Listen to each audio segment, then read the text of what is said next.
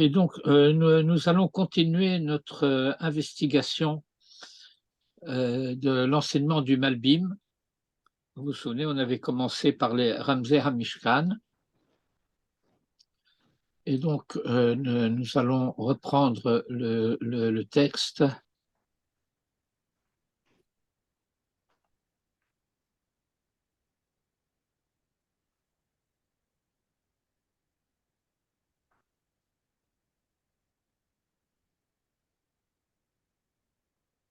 Là, je viens de rentrer à la maison, je n'ai même pas eu le temps encore de préparer. Comment va Viviane? Eh bien, comment va Viviane? Ça va.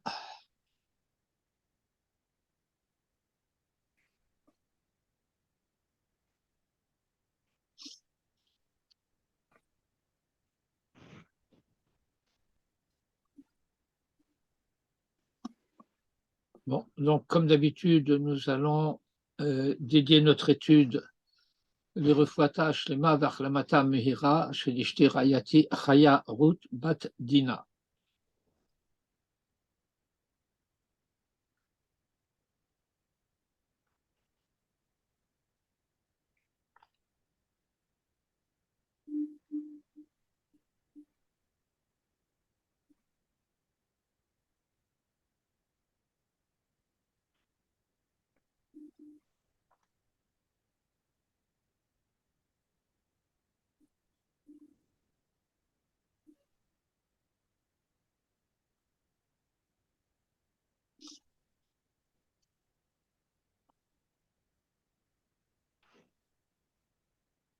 Bien, nous allons...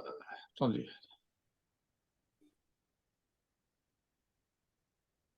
Je vais faire...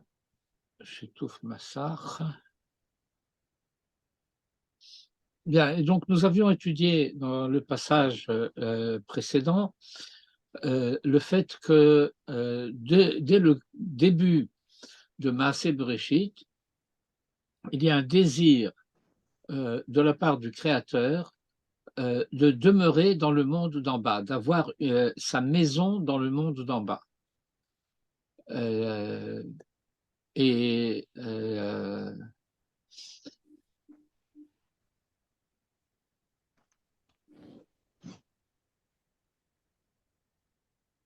donc, l'une des tâches de l'homme, et ce à quoi se sont employés les patriarches et ensuite Moïse, David et Salomon, c'est de rendre possible à la Shekhinah, à la présence divine, de descendre dans le monde.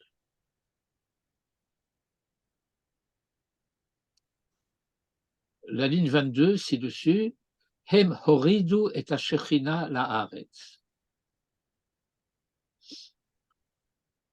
Le horid et ha-Shekhinah la'aretz, cela signifie rendre réelle la présence divine, pas seulement dans la dimension de la foi, pas seulement dans la dimension de l'espérance, pas seulement dans la dimension de la certitude que c'est possible, mais le fait de comprendre que cela dépend de l'homme, que cela dépend de nous. Et quand je dis de nous, ça veut dire de chacun d'entre nous, à la dimension de son envergure propre.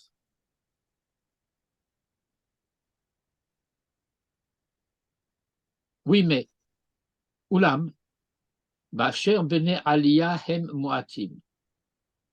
Étant donné que les hommes de valeur sont peu nombreux. ויחידים קדושי עליון אשר זכו להיות מקדש להשם ומעון לכבודו. Et seuls des êtres qu'on appelle les uniques, chaque personne, chaque homme, chaque femme sur terre est unique. Mais lorsque la tradition dit yichidim, cela signifie qu'il s'agit de personnes dont l'envergure d'identité est à l'échelle du projet du Créateur.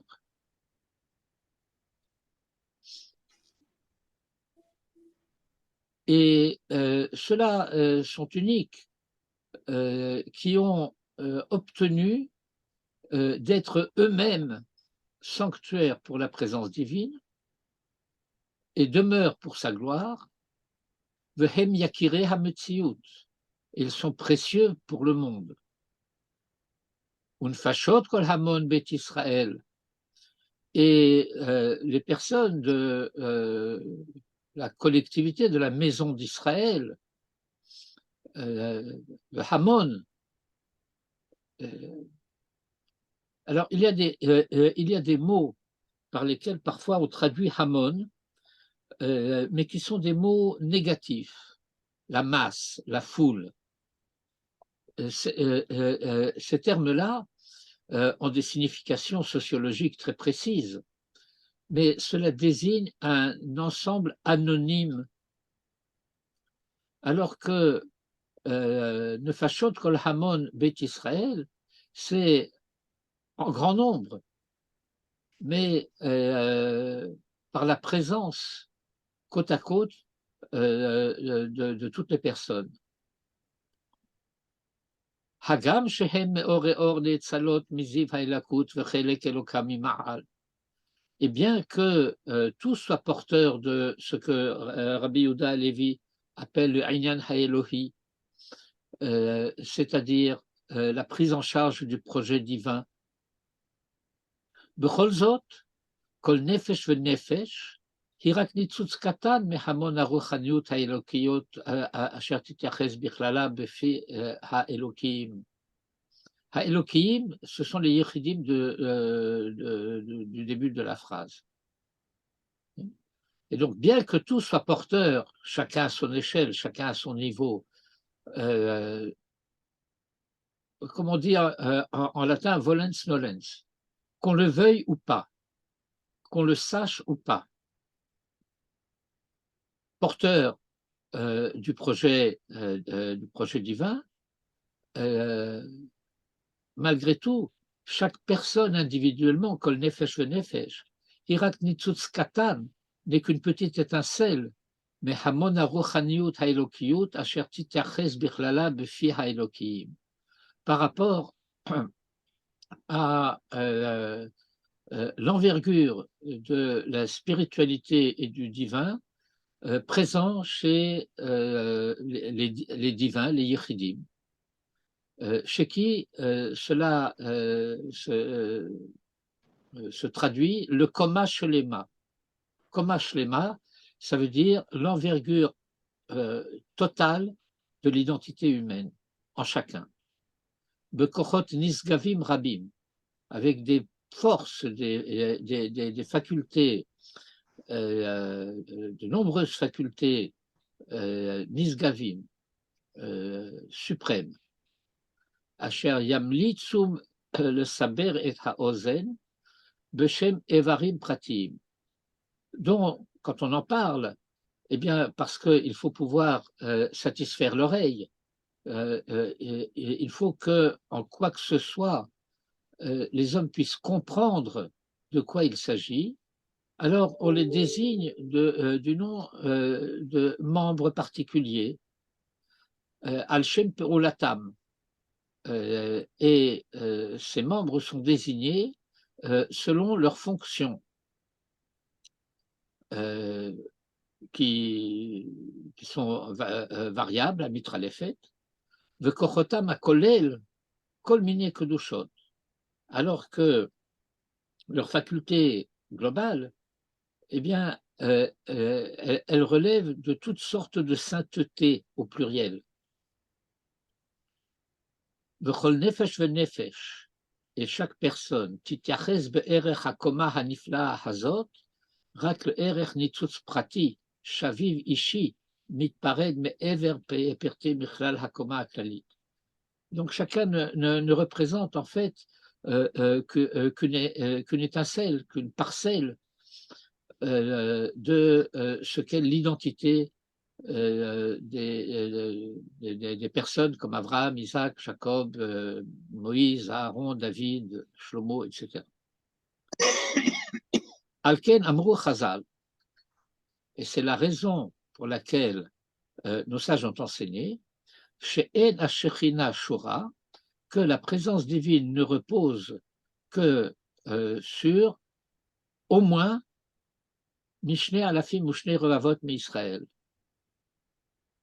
qu'il faut qu'il y ait au moins 22 000 personnes d'Israël. Ce n'est pas un minyan, ce n'est pas 10 personnes. C'est 22 000 personnes pour qu'il y ait en bas une capacité d'identité capable d'être porteuse de quelque chose de la présence divine, d'un reflet de la présence divine.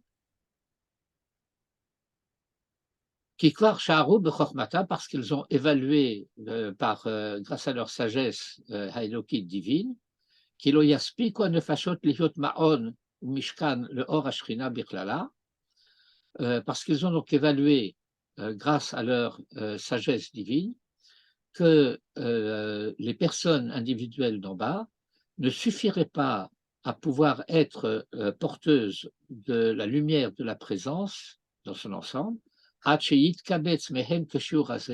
aussi longtemps que ne se seront pas réunis au moins ce nombre-là.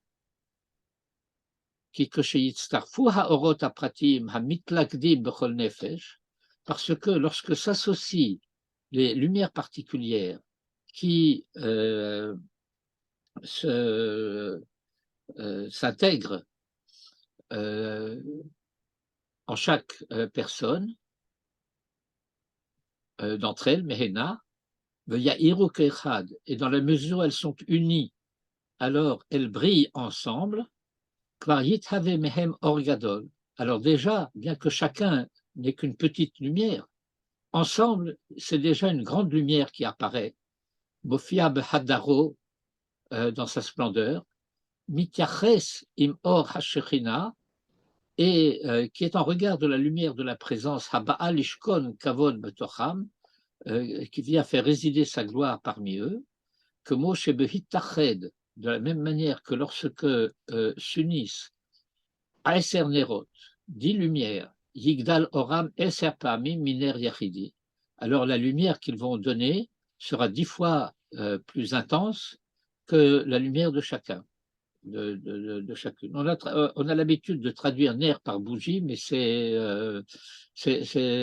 une traduction folklorique et un peu inexacte. Le nerf, c'est la lampe. Et en général, on lui attribue également la lumière de la lampe.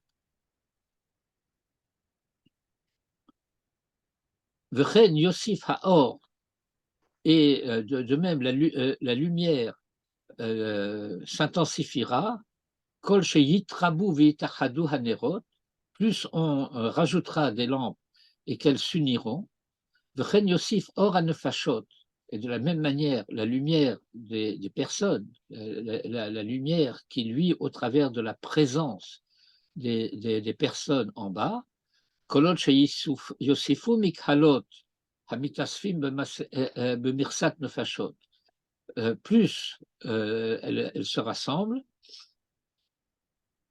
et le Malbim va citer ici un passage du traité de Berachot. Vous savez que lorsque on va faire le Birkat Amazon, eh bien, la formule d'invitation au Birkat Amazon, qui d'ailleurs n'est prononcée que s'il y a au moins 3 personnes, c'est le Zimoun, eh bien, la formule de ce Zimoun change selon le nombre de personnes présentes ayant mangé ensemble. À Sarah, lorsqu'il en a 10, Omer Nevarer les Elokeinu.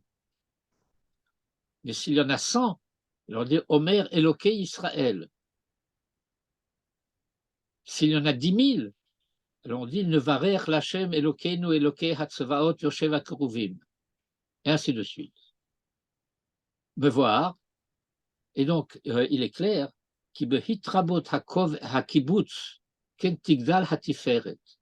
que la splendeur de la présence divine est d'autant plus intense qu'il y a plus de personnes pour la recevoir et pour la porter. Vekol Sheken, à plus forte raison, que Sheyitasfu Veitahdu Shishim Rivo Nefashot. À plus forte raison, s'il s'agit du peuple d'Israël en son entier, 600 000 personnes de 20 ans et plus sortant d'Égypte, qui en quelque sorte allument 600 000 lampes, Sheshur Hazeh Kolel Kol Haorot, c'est-à-dire tout le possible. Va Zohar va Rouchaniyut, et l'éclat et la spiritualité. Bon, le terme de Rouchaniyut traduit par spiritualité ne rend pas compte de ce dont le Rav parle, mais on ne dispose pas vraiment du vocabulaire approprié. Il faudrait pratiquement, à condition d'être sensible aux nuances de la langue française, c'est beaucoup plus le souffle que l'esprit. Il faut avoir du souffle. Hanimtsa bekoma hakolelet, qui est présente dans l'envergure globale, chez Aziam Shirhu, à ce moment-là, ils sont capables de tirer l'imshoch et haïlakut, le divin, le mata, pour qu'il pénètre dans le monde d'en bas, bechol kevodo vezivo, dans toute sa gloire et dans toute sa splendeur. Ziv, c'est l'éclat, le rayonnement de la splendeur, vetifarto, bechol pratav, et sa beauté dans tous ses détails. Et ce dont nous venons de parler, va dire le Malbim, c'était ça l'intention de la construction du Mishkan. Vezot haïta hakavana b'melechet hamishkan, v'hamikdash par la suite, le Mishkan qui est dans le désert la préfiguration de ce que sera le Mikdash à Jérusalem. Hamikdash, Asher Nivna Achareze Birushalayim, qui a été construit par la suite à Jérusalem. Jérusalem, Be'ir, la ville, chez Chouvrala Yartav, qui a été unifiée, puisque, à la différence d'Eretz Israël, Jérusalem n'est pas divisée, n'est pas partagée entre les tribus. Jérusalem est le bien indivis, Chouvrala Yartav, de tout Israël. Sham nit achadu kol nefashot hauma. Là-bas s'unifiaient toutes les identités, toutes les personnes de la nation haïsraélite. Ve'yamdu ke'ish echad. Ils se tenaient comme un seul homme, pratique, comme s'il n'était qu'un. Hakolel benafsho, qui englobe dans sa personne, dans son envergure d'identité, כל ההארות והרוחניות הנמצא בזוהר האלוקי המאיר לעולם כולו בכבודו באשר אליו יפנו וינהרו מכל מקומות פיזוריהם ובכל תפילותיהם ומעשיהם בקדש דרך, הנה פניהם כמו שאמר, אמרו בברכות, העומד במזרח מחזיר פניו למערב וכו'. C'est-à-dire qu'on se réunit tous ensemble à Jérusalem, mais quand on n'y est pas, on se tourne vers Jérusalem. Ceux qui sont à l'est se tournent vers l'ouest, ceux qui sont à l'ouest se tournent vers l'est, ceux qui sont au nord se tournent au sud, ceux qui sont au sud se tournent au nord. Et qu'est-ce que cela signifie finalement? Cette espèce de pôle d'attraction que Jérusalem, le mont du temple, le temple et le Saint des Saints représentent dans la conscience juive. Eh bien, en fait, je le dirais de manière très brève, ce que le Rav décrit dans le passage précédent, dans le paragraphe précédent, au début de ce paragraphe, suppose en quelque sorte que tout le monde soit conscient de ce dont il s'agit. Être conscient de ce dont il s'agit, cela signifie être conscient de ce que signifie la présence divine, de ce que signifie le dévoilement de l'éclat de la présence divine dans le monde. Mais dans notre monde, cela ne se produit pas. Et non seulement dans notre monde, cela ne se produit pas, mais dans notre monde, très peu sont ceux qui seraient capables de dire qui est celui devant qui ils prient. Et il y a danger, parce que pour certains d'entre eux, eh bien, le Dieu auquel ils s'adressent, le Dieu auquel ils adressent leurs prières, pourrait ne pas être tellement différent de celui à qui s'adressait le Erev Rav, au travers de son simulacre de représentation, qu'on a appelé le Hegel.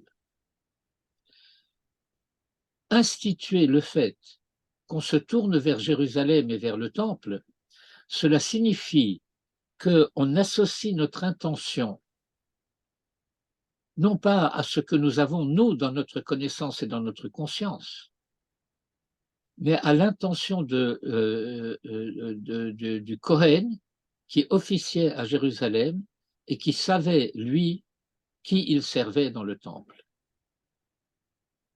Et donc, c'est une façon de dire, moi je ne sais pas, je suis trop petit, je suis trop ignorant, je ne sais pas, d'autant plus que je n'ai même pas le droit de me représenter, parce que dès le moment où je me représenterai, cette représentation serait déjà de la nature d'une idole.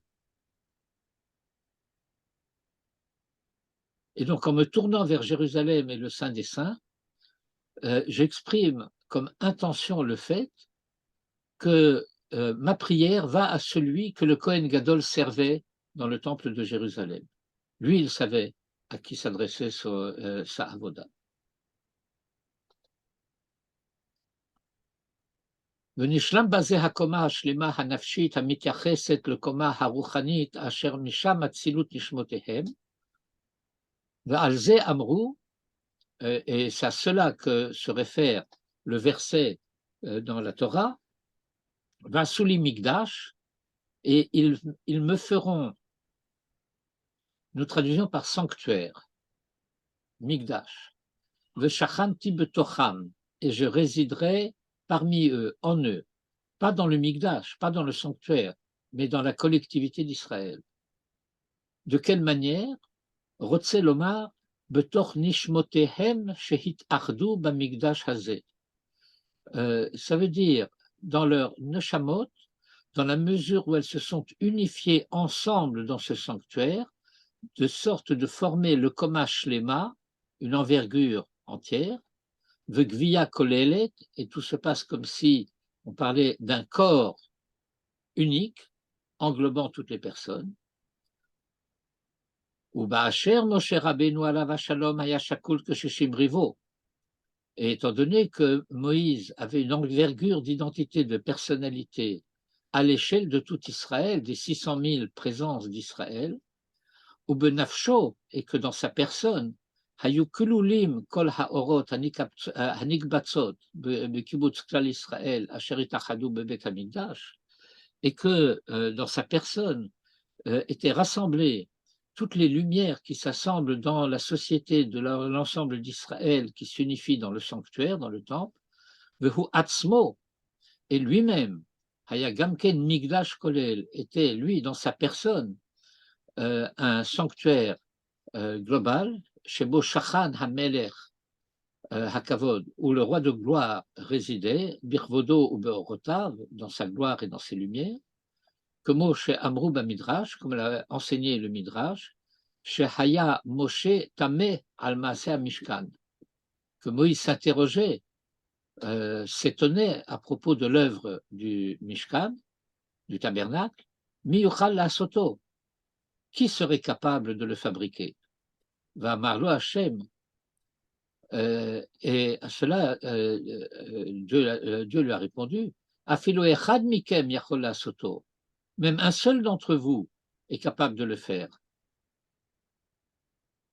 Rotzelomar, ça veut dire, Shehit Pala, qu'il s'étonnait, Moïse, Erimalu hanefashot zohar ve'otzma, de quelle manière les nefashot, c'est le terme qui exprime en hébreu le quelqu'un que chacun est. Comment s'emplirait-elle de la splendeur et de l'intensité, le achil bekirbam hakedusha hakolele, pour pouvoir tenir en eux la sainteté d'ensemble au travers de laquelle se manifeste la gloire divine lorsqu'elle se présente à eux, aléhem, de cette manière, Bofenze. Va amarlo Hashem, et à ce moment-là, Dieu lui a dit, que cela est possible même en un seul homme. Asher yachin et levavo, qui préparera son cœur, V'yaslo migdash betocho, et qui préparerait pour Dieu un sanctuaire dans son cœur. Comme au Shamrou, ainsi qu'ils ont dit, Vasuli migdash,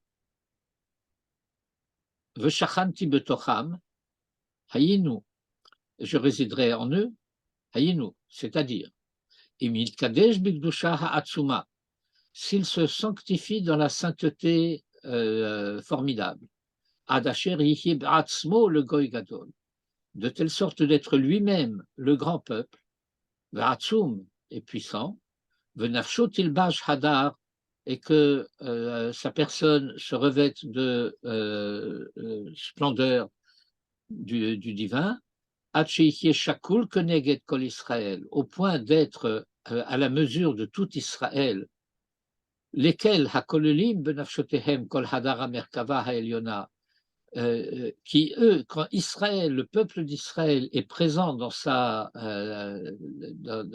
ensemble, alors il porte précisément dans son être toute la splendeur du char divin, ha-merkava ha-eliona. Le terme de merkava, c'est un terme technique, et le terme par lequel on pourrait le rendre, pas le traduire, mais le rendre, serait la notion de providence.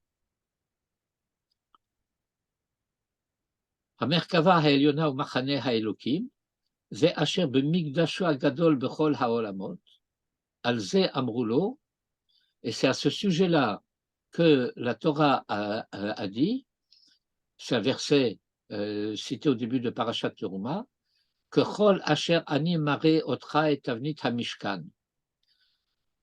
On traduit en général à la manière dont je te montre le plan du sanctuaire. Mais il faut entendre ce te montre au sens immédiat. Je te montre, c'est toi le plan du Mishkan. Que Chol Asher Ani Mare Otecha, je te montre toi en tant que Tornit Hamishkan, Tavnit Hamishkan, qui b'Moshe Atzmo, parce qu'en Moïse lui-même, Nimtzat Tavnit Hamishkan vechol kelav, se trouve le plan. Concurrence déloyale, comme j'ai l'habitude de dire. Kol hanefashot, shel ha'am kulo, toutes les présences du peuple tout entier, asher yit asfu betor kviazo, qui se rassemblent dans ce corps, Moïse, que ilu hu ish echad, comme s'il c'était un seul homme, chez hamishkan hu, et que le sanctuaire hu guf ha'ish, est le corps de l'homme, ou ne fashod kol bet Israël hamekubatzot bo, pour rocho venishmato. Et les présences de toute la maison d'Israël qui se rassemblent en lui, eh bien, sont le roi et la neshama, l'esprit et l'âme de ce corps, que Moshe Gouf Moshe, Hitlabesh bo nishmato, de même que l'âme de Moïse s'est revêtue en son corps, Shehu, lequel Moïse, Shakul Keneged Kol Nefashot Israël, est à l'échelle, à la mesure de toutes les présences d'Israël, Hame Usav Bamishkan, rassemblés dans le sanctuaire. Va'alze Amrou, et c'est à ce sujet que nos sages disent que se rapporte le verset qui dit Vechen Tarasu, et c'est ainsi que vous ferez, Shechen Ya'asu Haklal Ma She'asa Moshe Bifrat. C'est-à-dire que la mission de la collectivité d'Israël, c'est de réaliser pour l'ensemble d'Israël ce que Moïse a fait pour lui-même. Shehaya Shakul, que Neged d'Israël, en cela qu'il était à l'échelle de tout Israël. Ouf, c'est un peu dense, n'est-ce pas? C'est un peu intense. Alors je vais marquer une pause pour boire une gorgée de café et vous demander si vous avez des questions. Je ne sais pas qui fait concurrence à qui, mais les phrases du Malbim ne sont pas plus courtes que celles du Rav Kook. Ben, je disais tout à l'heure qu'il faut du souffle, mais je vous rassure, c'est beaucoup plus court que Proust.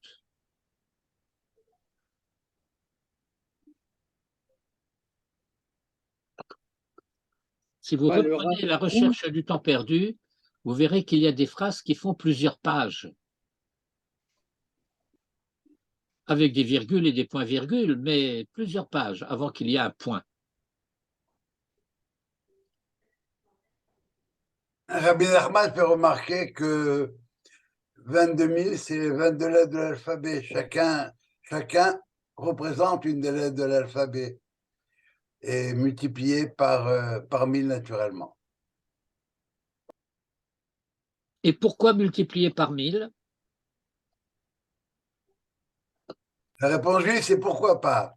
Parce que 1000, c'est une dimension, c'est 10, 100 et 1000. C'est Waouh! Ça, tu viens de dire une vérité tout à fait lumineuse. Absolument, oui, mais c'était mon intention. Mais non, c'est que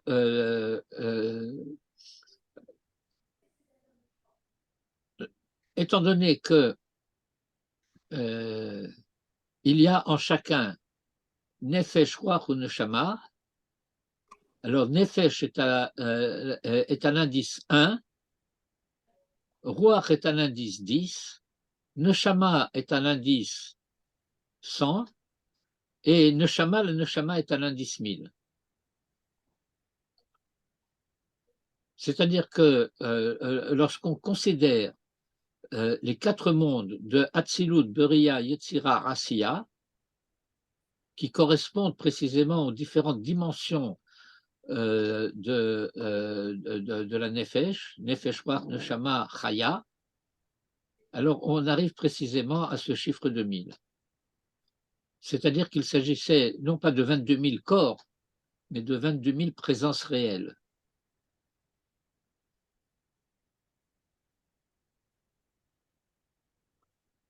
Aleph, c'est Alouf. Et Alouf, c'est un général, non? Ah, tu es au courant, Jo, du fait que les livres d'école au Maroc actuellement glorifient la famille juive? Ben, naturellement, voyons, c'est normal. Ils ont mis un peu de temps, mais ils y viennent. On a toujours eu un rapport très, très, très particulier avec les rois du Maroc, les Juifs.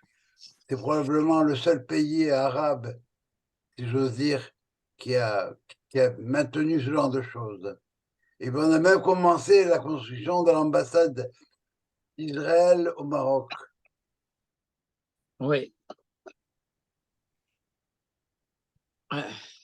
Mais est-ce que vous vous mettez encore debout quand vous dites le roi, Il Malik? Eh ben, je sais pas, c'est qui vous, mais eux là-bas, Vous, vous, comme disait Manitou, les Français du Québec, c'est les Juifs du Maroc. oui, non, mais ça, c'était vrai partiellement il y a quelques années. Il les appelait d'ailleurs les Amérocains. Oui. Oui, oui, mais ça aussi, ça fait partie du folklore.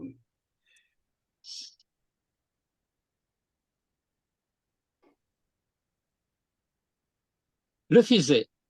Et d'après cela, Beherreach nécessairement, chez Yavo Bebet Hamikdash, que viendront dans le Bet Hamikdash, Hamekabet Sotam, que Ish Prati, qui les rassemble tous comme un homme particulier, Kol Haprati, Masher Yavo Beish Prati. Et donc, il est par conséquent, je dirais presque évident, que, compte tenu de ce qui a été dit, il y aura dans le sanctuaire, il y aura dans le temple, une représentation en quelque sorte de tous les constituants de l'identité d'une personne particulière.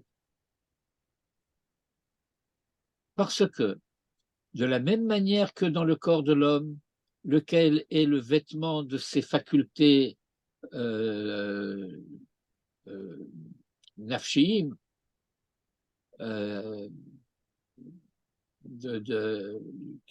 qui se manifeste à travers la personne, quelqu'un qu'il est, Nimtsubo Evarim Kelim, il se trouve en lui des membres et des Kelim, des véhicules, Asherba Mishtamshua Kochot Anafshiot, dont se serviront précisément ces facultés de l'être, Veyotsi ou Peulotehem le Chutz, et qui réaliseront concrètement leur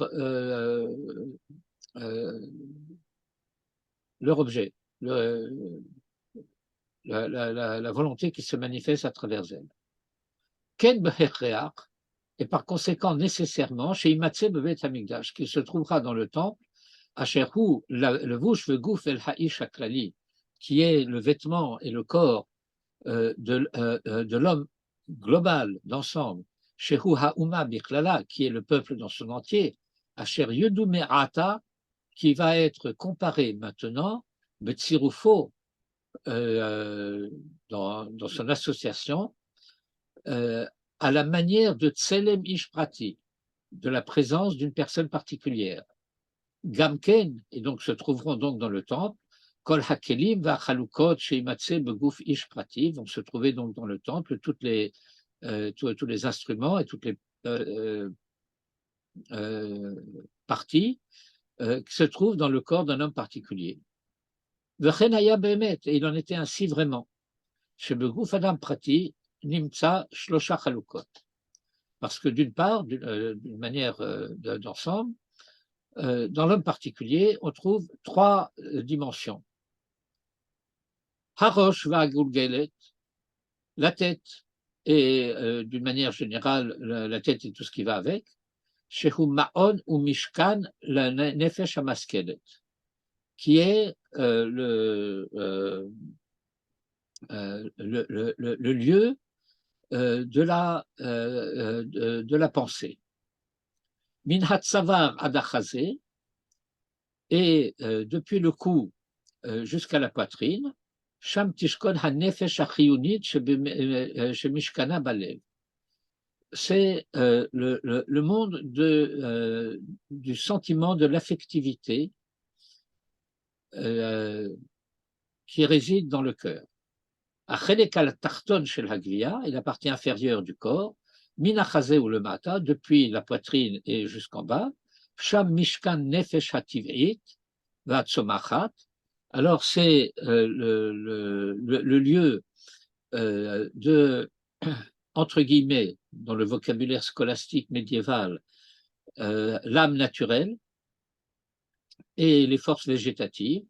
Asher ta'aseh melacha al yodei hakelim shehem ha'atzmaka v'hakaved v'hakirba'im uvet hamifshalot asher vashlu shama ma'achal, et donc tout le système digestif et l'estomac, le foie, etc., les intestins. V'yechalku lechol ha'evarim manot ish lefi ochlo, et qui distribueront à tous les membres leur nourriture, chacun selon ses besoins. Al yodei hakochot hayuduim shehem hamosher v'hamarzik v'hamaakel v'hadoche, et qui sont les différentes facultés que les physiologues savent énumérer et qu'elle énumère ici dans le vocabulaire scolastique. V'chen haya beguf haklali. Et il en était ainsi dans le corps d'ensemble, dans le corps global. Shehu Amigdash, qui est le temple, que mot chez Perash Harambam, comme Maïmonide l'a expliqué, Ala Ilchot Bet HaBechira, pour les Rachet Tevot ici. Ce que Manitou traduisait par la maison de la liberté. Elu Devarim, Shehem Ikar Bebinyan Habayit, עושים בו קודש קודשים הקדשים, ועושים מחיצה אחרת סביב להיכל. רחוקה ממנו, אין כלאי החצר שהיה במדבר, וכשנבקר את הכלים שהיו במחיצה השלישית, ראינו שדומים מכל צד לכלי הנפש הצומחת, שהוא האצטומקה, לסתומה, וכל חדרי בטן המעכלים, la cavité intestinale qui digère les aliments, etc. ומוצאים את האפר הנרקב לחוץ, et on fait sortir à l'extérieur les cendres des corbanotes. וכן היה שם המזבח האוכל ומעכל המזון הרוחני ולחם השם, et là-bas se trouvait aussi l'autel sur lequel on consumait et donc consommait avec un U et avec un O les nourritures spirituelles, et il y avait là-bas tous les ustensiles nécessaires à la avoda. Vayusham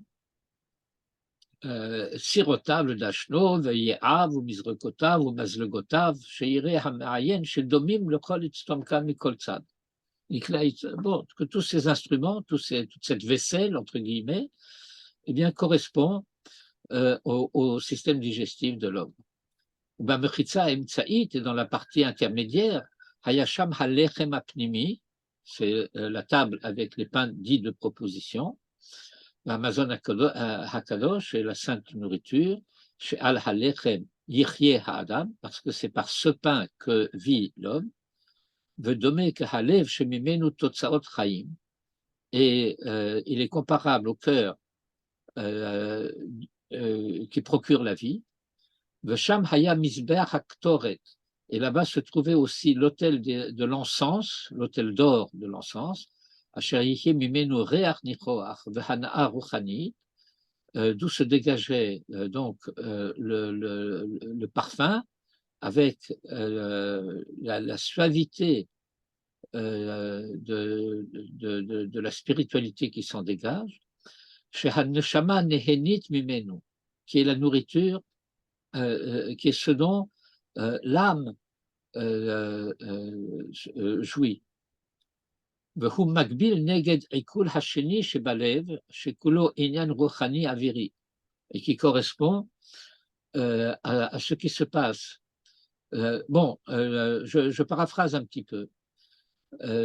Quand je mange du pain, alors il y a le pain avec tous ces composants qui vont être la nourriture du corps. Et puis il y a le goût du pain, qui va être la nourriture de la nefesh.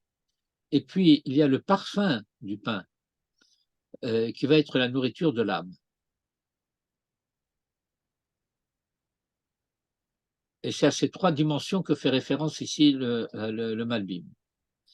Ou bien Mechitza Shlishit est dans le troisième domaine, qui est le Kodesh HaKodashim, Hayu Ha'aron Va'aluchot Va'Sefer Torah, se trouvait donc le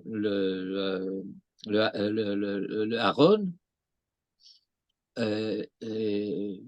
l'arche et les tables, soit dit en passant, les deuxièmes tables et les débris des premières tables, Va'Sefer Torah et le rouleau de la Torah, Shehu Domeh Im HaMoach, Shesham Mishkan HaNefesh HaMaskelet, qui est en regard du cerveau, qui est le véhicule, encore une fois dans le vocabulaire scolastique, de l'âme pensante. Ou ba'asher hitba'er kvar, et dans la mesure où il est déjà devenu clair, chez ha'adam ve'ha'olam, que l'homme et le monde, yeshlachem gamken yichus zelazé, qu'il y a également entre l'homme et le monde une correspondance de l'un à l'autre. Ad chez ha'adam olam katon, de telle sorte qu'on peut considérer l'homme comme un monde en petit et qu'on peut considérer le monde comme un homme en grand. Microcosme, olam katan, macro-andre, grand homme. Hine chachamenu hakadmonim, nos premiers sages, behashkifam alze, lorsqu'ils ont considéré cela, chilku et haolam le shalosh chalukot, ont séparé, divisé le monde en trois parties. Shehem olam hashafel, qui est d'une part le monde d'en bas, olam hagalgalim, et le monde des astres, olam hasirlim anifradim, et encore une fois dans le vocabulaire scolastique, hérité d'Aristote, olam hasirlim anifradim, le monde des intelligences séparées, où le physé, et d'après cela, olam hashafel ne'erach neged hanefesh hativ'it, le monde d'en bas correspond à la dimension physique naturelle de l'homme, Shekol Inyana l'Hatzmiach Guf Ha'adam, dont la finalité est de permettre le développement et le maintien du corps de l'homme, V'chol Haaretz, et la terre tout entière, ses semences et tout ce qu'elle produit, et tout souffle de vie qui s'y trouve, qui bekirba achayut sheba olam hazeh shorsho me'olam hagalgalim shesham makor atnua, et que au-dessus de ce monde naturel, bien il y a, et encore une fois j'insiste là-dessus parce qu'il se sert dans la description du vocabulaire de la philosophie scolastique médiévale, du monde des sphères. Alors les sphères en réalité ce ne sont pas les astres, j'ai dit ça un peu rapidement tout à l'heure, mais ce n'est pas tout à fait exact, qui est l'origine du mouvement. Shesham makor hatenua, vekulam chayim, et tous vivent, ou misham makor hachayut, et de là vient la source de la vitalité, vahatnua, et du mouvement. Valken neyaches nefesh chiyunit leolam hagalgalim. Donc il y avait un nefesh hativ'it, ça c'est la partie inférieure, un nefesh chiyunit qui correspond à la partie centrale du corps, entre le cou et la poitrine, qui correspond donc au monde des sphères, vet nefesh hamaskelet, et on fait correspondre l'âme intellectuelle ou intellective parfois, eh bien, on la rapporte au monde des intelligences séparées,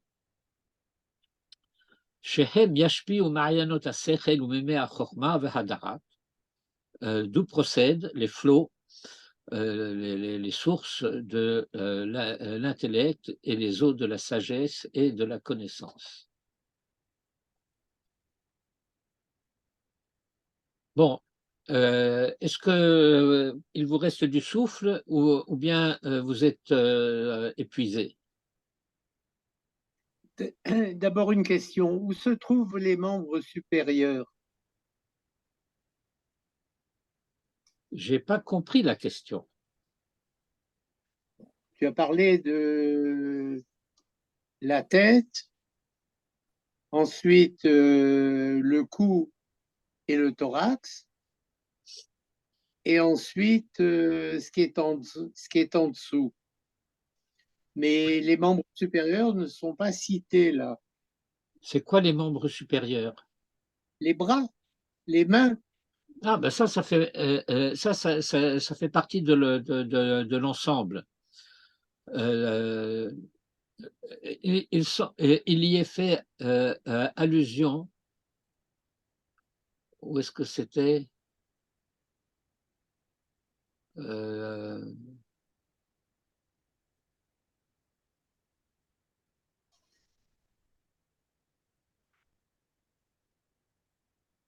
voilà.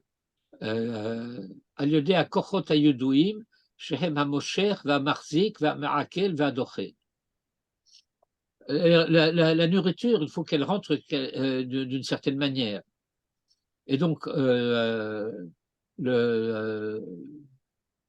les mains, les bras, ben, ça va servir à cueillir les fruits, à labourer la terre, à faire en sorte que on puisse se nourrir et faire entrer donc les aliments dans le corps.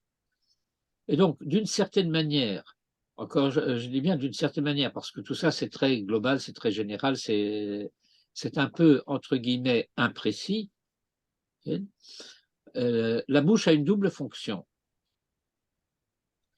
Elle a une fonction par laquelle il y a ce qui sort de la bouche et une fonction par laquelle il y a ce qui rentre par la bouche. Et en ce qui concerne ce qui rentre et ce qui sort par la bouche, il y a également une dimension complexe parce que à travers la bouche et le nez, d'ailleurs, il y a la fonction de la respiration où il y a entrée et sortie. Et bon, vous connaissez déjà, j'imagine, la fameuse, peut-être un peu trop fameuse, formule dite chassidique, que les chassidim se préoccupent beaucoup plus de ce qui rentre dans leur bouche que de ce qui en sort.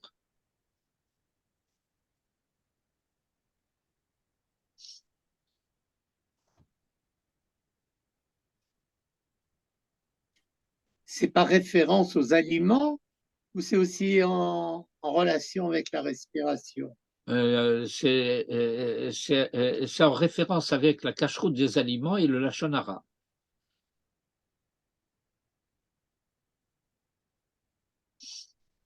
Je veux dire la formule chassidique ou dite chassidique. C'est assez intéressant de comparer dans le détail ce que dit ici Malbim et ce que dit Rabbeinu Bechaye. Il a un vocabulaire tout à fait différent. Enfin, pas tout à fait différent, un peu différent. Le premier monde, il appelle Olam HaMalachim, Olam HaGalgalim, le deuxième, la même chose, et Olam HaShafet, je crois bien. Oui. Et puis il arrête le troisième monde, commence à partir du nombril. Oui. Bon, Rabbeinu Bechaye n'utilise pas tellement le vocabulaire de la scolastique médiévale. Galgalim, c'est plutôt de là-bas que ça vient, non? Oui, mais quand il dit à Malachim, il dit les intelligences séparées, ça c'est pas les choses. Et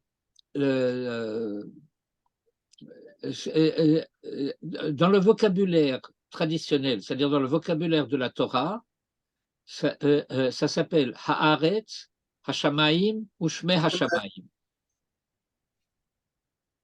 La terre, le ciel et le ciel du ciel, ou les cieux des cieux. Et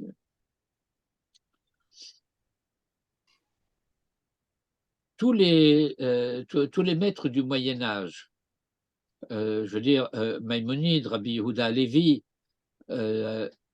s'adressent à un public qui connaît, du point de vue de sa formation, du point de vue de son érudition, de son apprentissage, etc., connaît ces différentes dimensions. Cette représentation du monde est celle qui a perduré jusqu'à la Renaissance. C'est à partir de la Renaissance que cela a commencé à se modifier, à l'époque où, à partir de la deuxième partie, en tout cas de la Renaissance, les deux domaines qui jusque-là étaient intimement liés ensemble, c'est-à-dire la science et la philosophie, ont commencé à se séparer. Vous savez parfaitement ce qu'a été le procès de Galilée.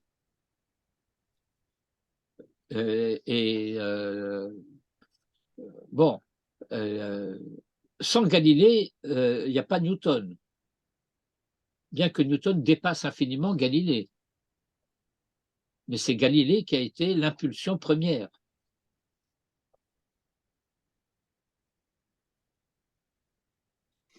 Et par conséquent, c'est à partir de ce moment-là aussi que dans le monde occidental a commencé l'affaiblissement du pouvoir de l'Église.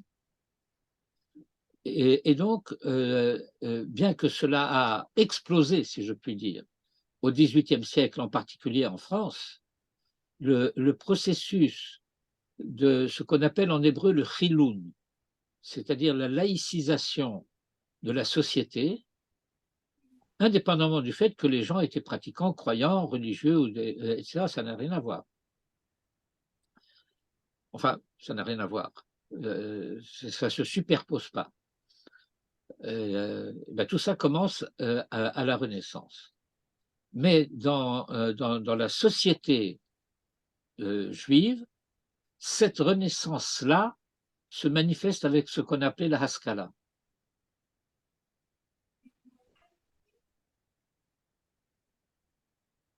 Et le Malbim est un interlocuteur de la Haskalah.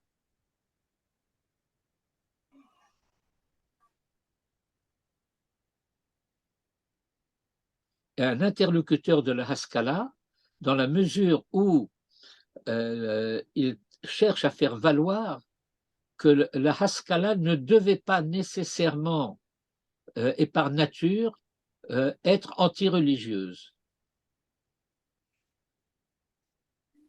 Et que ce qui s'est passé, c'est assez complexe, c'est une histoire qui n'a pas encore été écrite.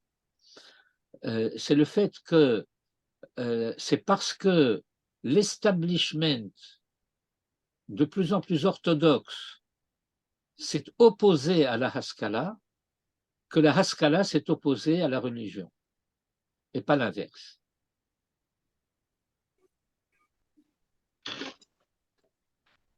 מעניין. Je vous rappelle, ou je vous apprends, je ne sais pas si vous avez déjà entendu cela, mais j'imagine que oui, que le Gaon de Vilna meurt en 1799, donc à la toute fin du XVIIIe siècle.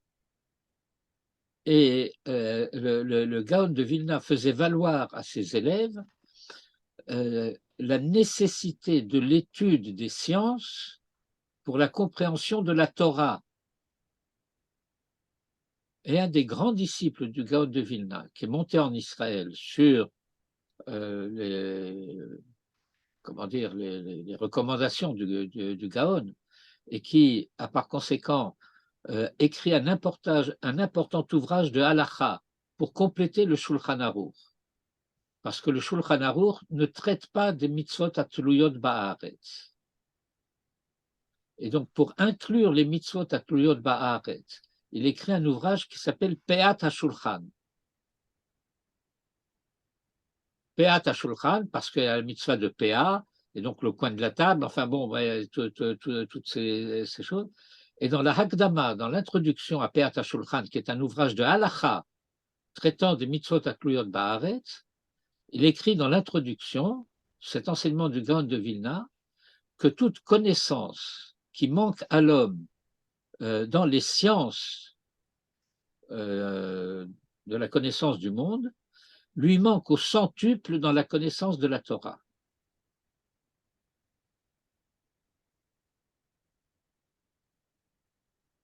Mais la néo-orthodoxie occidentale n'a tenu aucun compte de cela.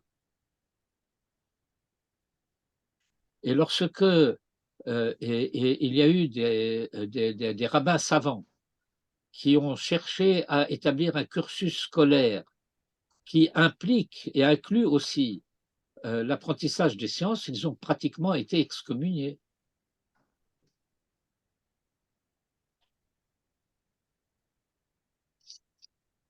Tov, Moraï Verabotaï, nous rentrons dans la sphère d'attraction de Purim. Et donc,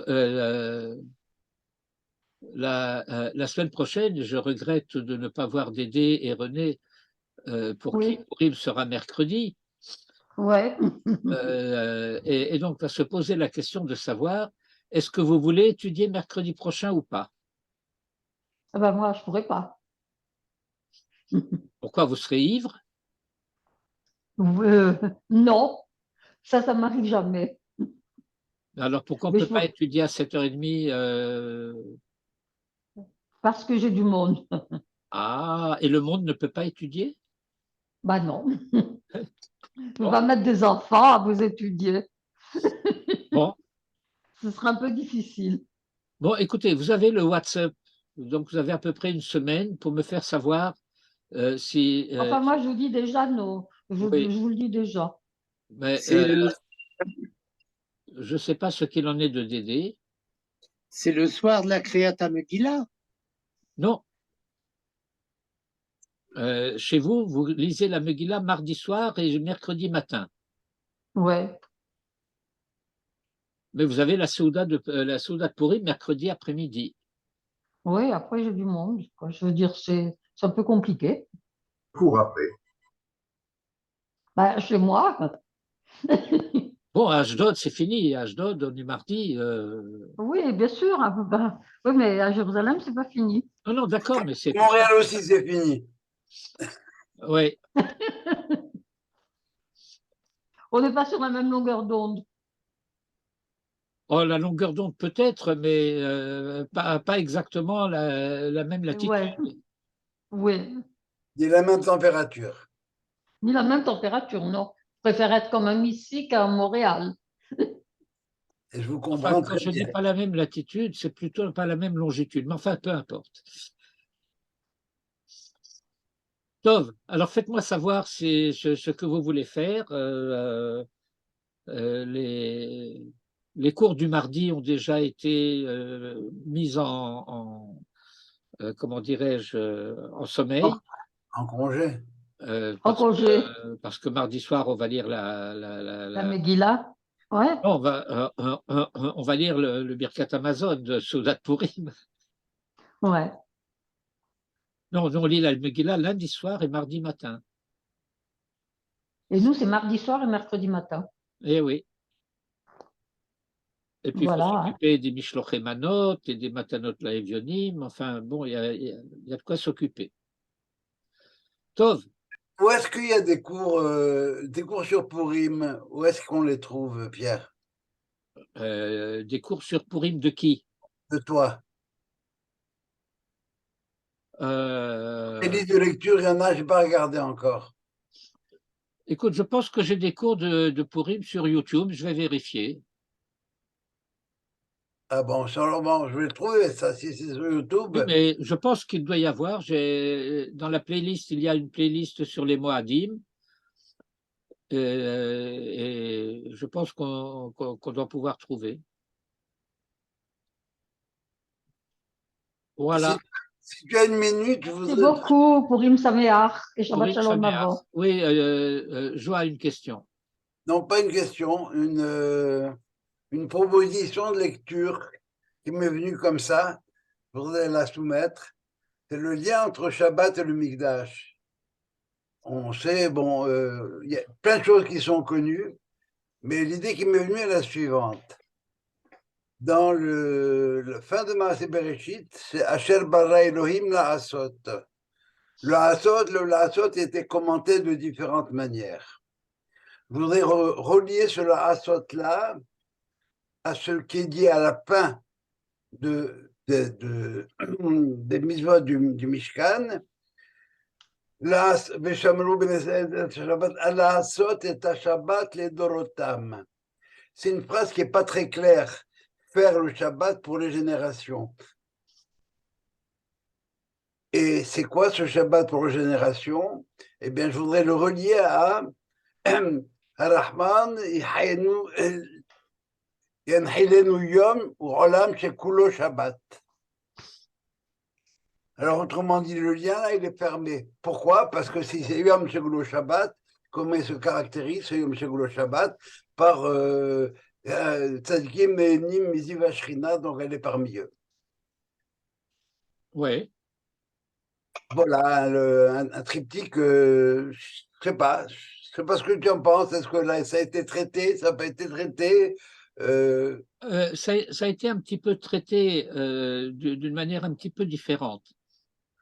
C'est que lorsque le verset dit Shabara Elohim Larasot, cette Asiya, c'est le fait que c'est l'homme qui va être chargé de faire en sorte que le projet de la Beria se réalise dans la Asiya. Que le projet du Créateur se concrétise littéralement. Et en quoi cela consiste, ce projet? Eh bien, finalement, cela consiste à transformer le monde de la nature en Beth Hashem. Et donc, cela se relie, ce Asher bara Elohim la'asot, vers Asuli Mikdash. Voilà, ça rejoint un petit peu ce que tu disais, mais à travers un autre angle. Oui, mais la est à Shabbat et Dorotam. Shabbat et Dorotam, c'était pas très clair. Si on le prend comme tel, c'est Yom Shekulo Shabbat. Voilà, le chidouche, il est là peut-être. Bien fait. Voilà. Bien. Alors, Eh bien, ah oui, excuse-moi, dernière chose, Pierre. J'ai finalement trouvé l'explication des demi dont je t'ai parlé la dernière fois. Amateim Vachetzi, etc. C'est le Kliyakar qui en parle. oui, bon, le Kliyakar est un outil précieux. Oui, oui, mais il est très bien celui-là. Ça vaut la peine de le lire là-dessus. Voilà. Bon, je me permets d'affirmer que ça vaut la peine de lire le Kliyakar, Mitrila, Vatsof et Chazara. C'est vrai, c'est vrai. Tov. Allez, Shabbat Allez, Shalom. Shabbat Shalom, Tov, Purim Shabbat Sameach. Shalom, Purim Sameach, Vechen Hala. Toda, toda.